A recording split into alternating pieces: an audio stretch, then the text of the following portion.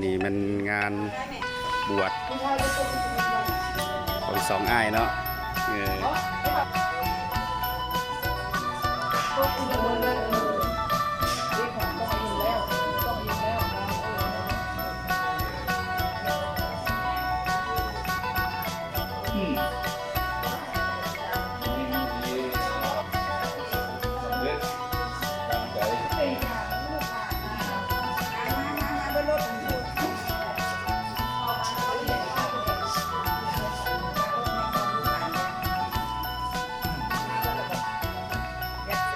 เอาเบาหน่อยแม่เบาหน่อยแม่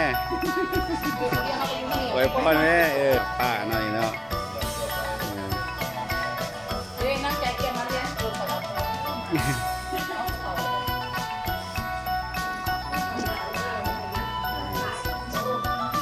ทีปงผมเนาะก่อนบวชเลยเด้อก็จะได้กระเทียมบ้านเอาขับเรียนได้ไหมอันนี้เกิดมาสิ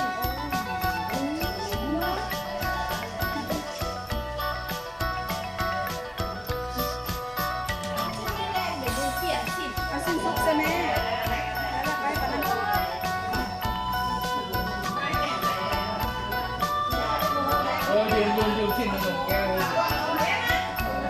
ชอบเสียงเรา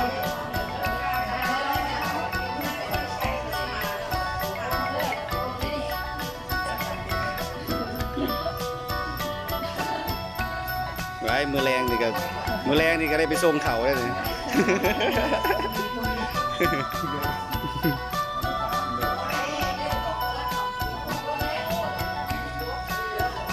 ได้เอ้ยเอาเล่ปัดแม่เล่ไอ้เด้ไอ้ใหญ่เด้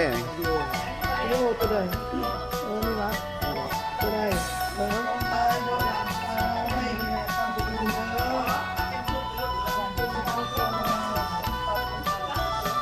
ขั้นตอนห่อบาทเนาะนี่เนาะห่อบาทหน้า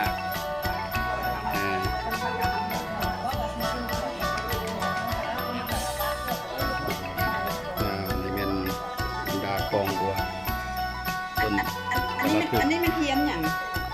ที่ส่วนกุศลให้ญาติพี่น้องผู้ล่วงลับไป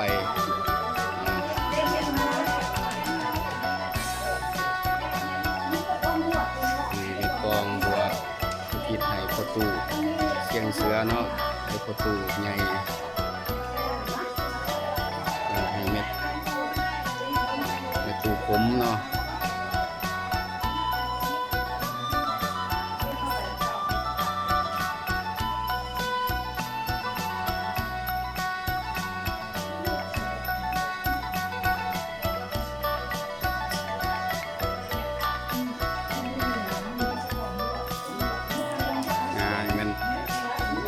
ก่อนบาทเนาะ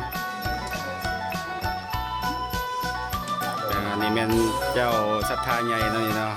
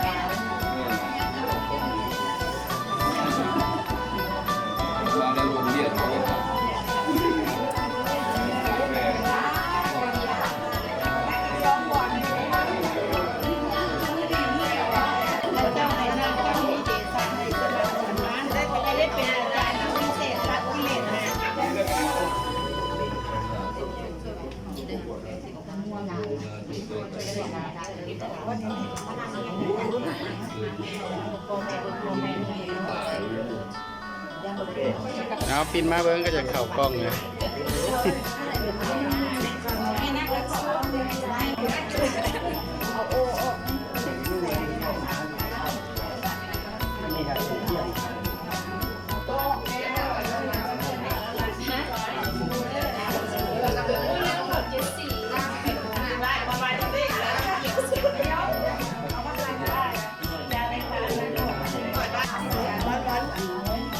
ที่เหลือแต่หอมก็นะวันนี้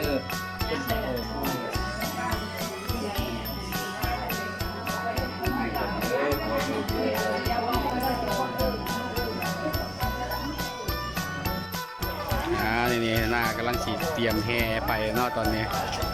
กำลังสีออกจากเฮือนเตรียมโตว ป้าสีก็เช่เนี่ยมันยุ่งมันยากอยู่หันสิ ตอนนี้กำลังสิเตรียมไปแล้วเนาะ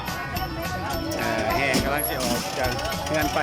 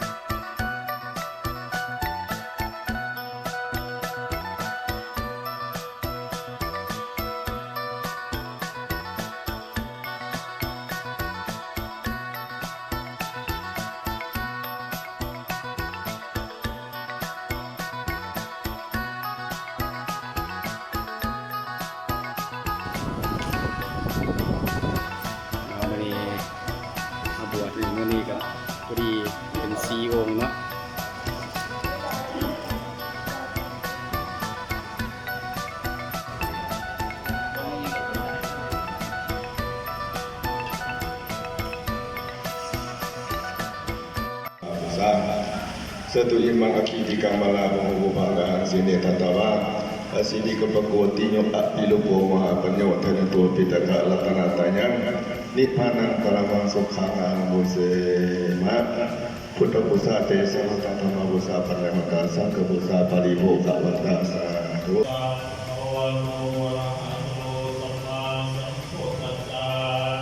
Namo Tassa Bhagavato Dhammang Saranang Gacchami Sanghang Saranang ทรายจึงได้น้อมนำมาถวายแด่องค์พระ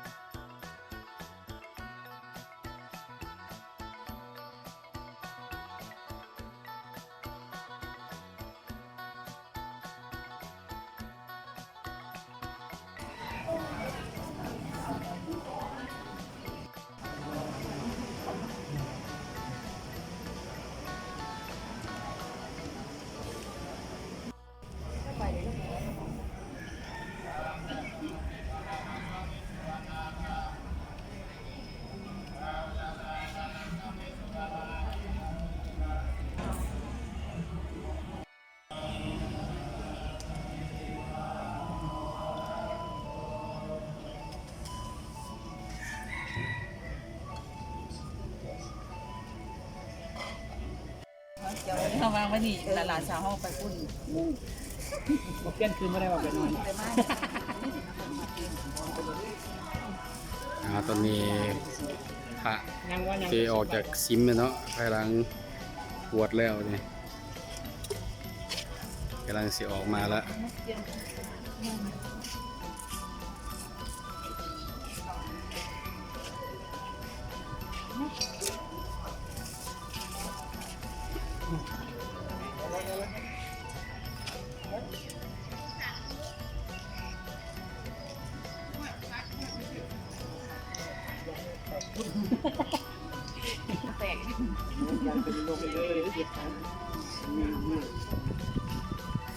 มือเธอ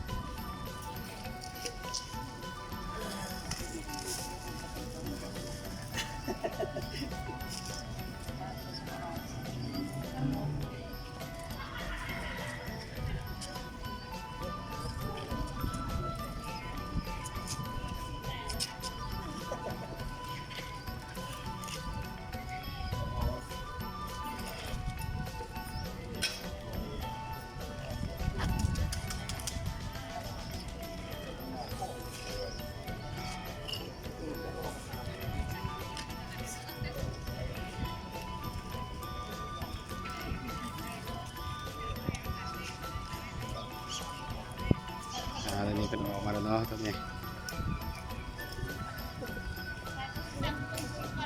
บาไม่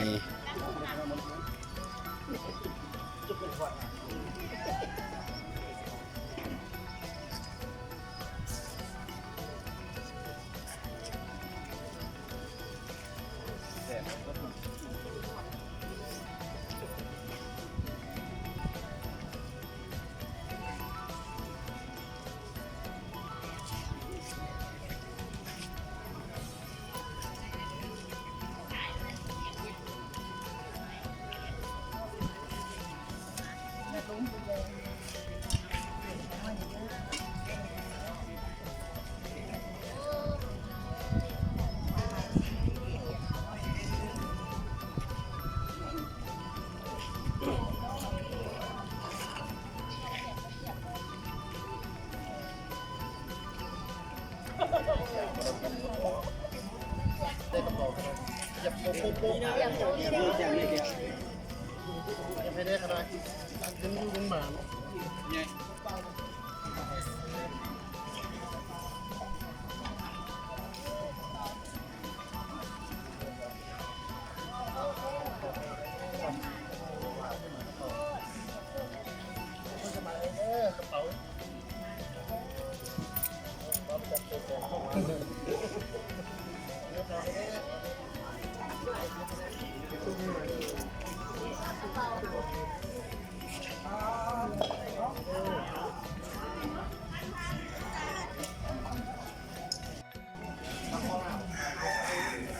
ืออะไรนะดูเลยนะพี่ต้องถิกเลยดูนี่ถิกกินได้ทำถ่ายฝ่ายแม่ถ่ายหน่อยเดี๋ยวถ่ายกล้องมันยาวมันจะเป็นเด็กนะโมตัสสะภะคะวะโตอะระหะโตสัมมาสัมพุทธัสสะนะโมตัสสะภะคะวะโตอะระหะโตสัมมาสัมพุทธัสสะเตสิวิตังยาวะนิพพานังสรณังนิพพานังสรณังกัสสามิสังฆังอนิวัตนังเตสิวิตัง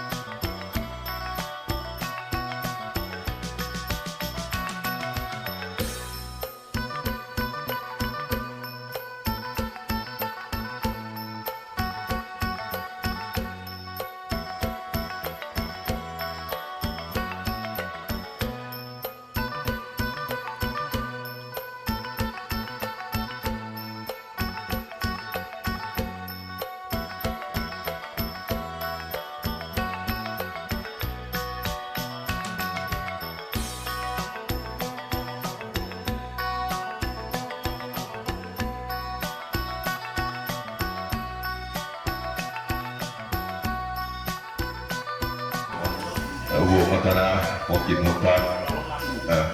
สร้างบุญสร้างกุศลร่วมกันได้เป็นพี่เป็นน้องกันได้ใกล้ชิดกันคือบ่ห่างไกลกันพวกเขาได้ทำบุญทำทานแล้วก็ได้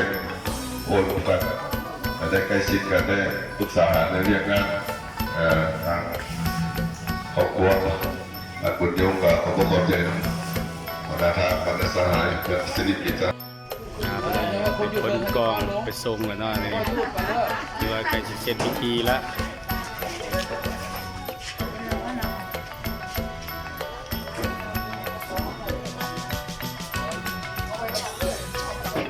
เอาไปรอเอาไปเลย